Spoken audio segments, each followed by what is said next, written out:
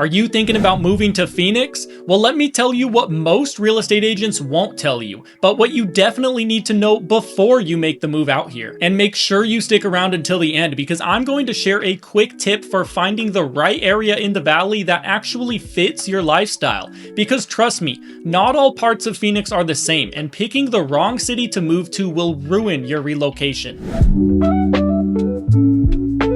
My name is Kody Romero. I'm a local Phoenix realtor, and I make videos about living in and moving to the Phoenix area. If you're considering making the move here and you want to make sure you cover all of your bases, I offer a free Moving to Phoenix guide that covers all of the different suburbs, the best neighborhoods. It compares their home prices, the crime and school ratings, and so much more. So just click the link in the description below for your free copy, or you can reach out to me. Now let's jump right into it.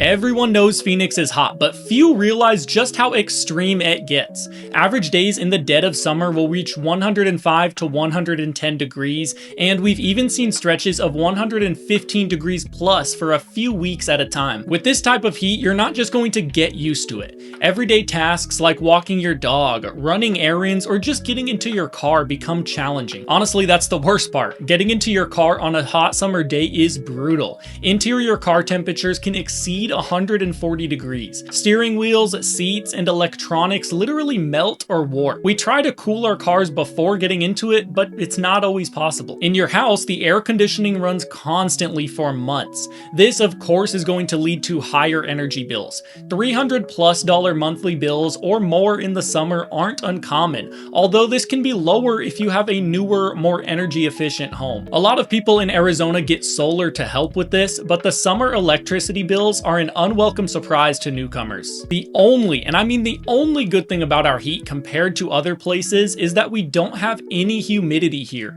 It's an extremely dry heat, which most people honestly prefer versus it being 90 degrees with 90% humidity like some areas. But don't get me wrong, the heat is no joke.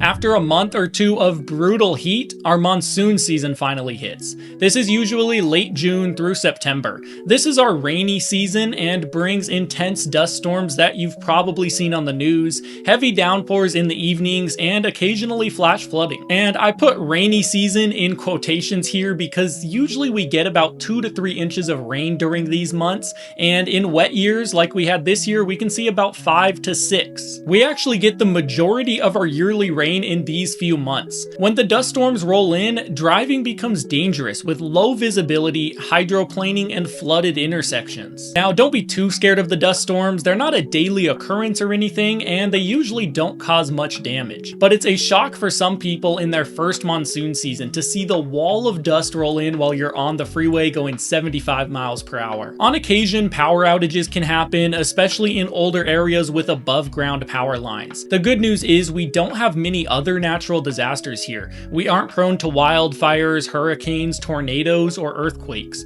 The monsoons are about as hectic as it gets here. The monsoon season is a part of the desert life, and we love it here, but it's not something that most people are prepared for when they move here. Water is the single biggest long-term challenge facing Phoenix. Arizona relies heavily on the Colorado River, and with ongoing drought conditions, that water supply is shrinking. Phoenix has managed it well compared to other large cities, but long-term conservation is becoming a bigger issue. Now, your faucet isn't just going to stop working one day, but it can lead to a few issues like rising water bills. If we get into a situation where we need to conserve more water than we already are, the utility companies will likely raise water prices in an effort to limit our usage. We could also see restrictions in the future that limit grass lawns, leading to more desert-friendly landscaping, which we already have a ton of here. But with this being said, I want to share a fun fact with you that puts my mind at ease about our water usage. Since 1980, the population in Phoenix has more than doubled from 780,000 residents to over 1.6 million today. Despite this huge increase in population, we actually use less water water today than we did back then. A lot of this is thanks to our water conservation efforts, including more desert landscaping and great water reclamation methods. 99% of our water here in Phoenix is reclaimed to be used for crops, golf courses, and cooling our power plant. So Phoenix isn't going to be running out of water tomorrow, but it is a concern for a lot of people, and rightfully so. But we have gotten really great at water conservation in Phoenix, so we'll probably do just fine, but it's something to monitor. Phoenix used to be known for affordable housing, but that's mostly changed. In 2015, the median home price was around $220,000. Today, it's more than $450,000. Prices have gone up across the entire country, but the Phoenix area has seen especially large increases due to the influx of people moving to our city from other states like California, Washington, and Colorado. Other costs like rising HOA fees, insurance premiums, and property taxes add up. But I should note that Arizona has some of the lowest property taxes in the entire country, so at least we remain affordable in that category. Other everyday expenses like groceries, utilities, and gas have risen sharply with population growth. And where you live within Phoenix is going to affect your daily costs as well. Places like Scottsdale will have higher taxes, HOA fees, home prices, and even grocery costs can be higher there, with more Whole Foods-based stores being in the city. Many people moving here from California or similar states still find it cheap here, but locals like me who've lived here for years definitely feel the squeeze of the rising costs. Phoenix's population has exploded. Since 2010, we have added roughly 1 million people, and we now have over 5 million people in the metro area. But don't worry, it's not an overcrowded city like some places of this size are, and I'll talk about exactly why that is in just a minute. But what is crowded are the roadways. Traffic used to be minimal here, but those days are gone. Morning and evening rush hours are now real issues on the 101, I-10, and I-17 freeways. Phoenix is such a spread out city, and that means basically everyone commutes. We are a very car-oriented place and have minimal public transportation and almost no areas that are truly walkable. Someone commuting 45 minutes each way to work is not uncommon. It's just the reality of living in Phoenix. With all the growing pains that come with an expanding city, we have constant construction, widening freeways, building overpasses, and new housing developments everywhere to support our city, which is now actually one of the fastest growing areas in the entire country. Our traffic isn't as bad as most areas because our freeway system and road systems are pretty well done. Phoenix uses a grid system, so it's very easy to navigate, and we have multiple freeways to spread everyone out. But sometimes when I'm driving across town in rush hour, I wonder if we're going to be as bad as LA or Houston traffic soon.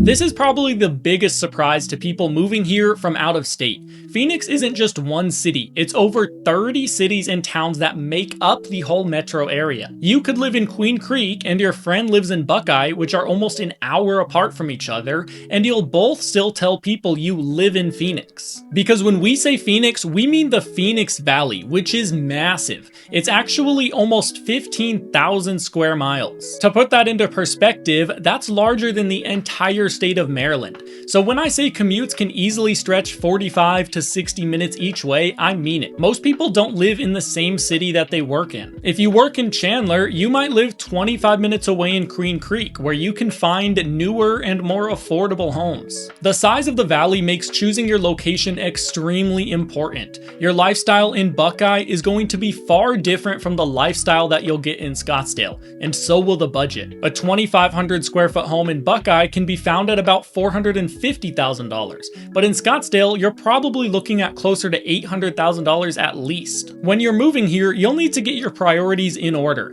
Do you want to live near the best restaurants and top things to do? No problem, but you're going to pay for it. Or do you want a newer home that is 40 minutes outside the city center, but you get a larger yard and a better price? There are going to be some pockets that offer the best of both worlds though. Some areas of Chandler, North Phoenix, and other locations will give you decent proximity to Scottsdale and downtown, but the affordability and space of the suburbs. And that's what I'm here for. I was born and raised in Phoenix, so I know all of the best and worst places to call home. If you're moving here from out of state, you want to work with someone who actually knows the difference between these different areas and the top neighborhoods in each city. So reach out to me and I'll point you in the right direction. Phoenix is an incredible place to live. The sunshine, outdoor living, and strong job growth, but it's not perfect. The goal of this video isn't to scare you off, but to help you move here with realistic expectations. The last thing you want is to move somewhere and find out the reality is not what you were expecting. If you're considering relocating to the Phoenix area, reach out. Even if you're just in the research phase, I'll help you understand the different parts of the valley and which ones actually fit your budget and lifestyle. You can call, text, or email me anytime, and I'll also link my free Phoenix relocation guide in the description below. It outlines all of our many different cities and highlights their best neighborhoods, the crime rates, the home prices, and really just everything that you need to know. If you enjoyed this video, check out a recent video I made on one of the best suburbs in Phoenix, the city of Chandler. Click here to watch that now, and thanks for joining me today. I'll see you at the next one.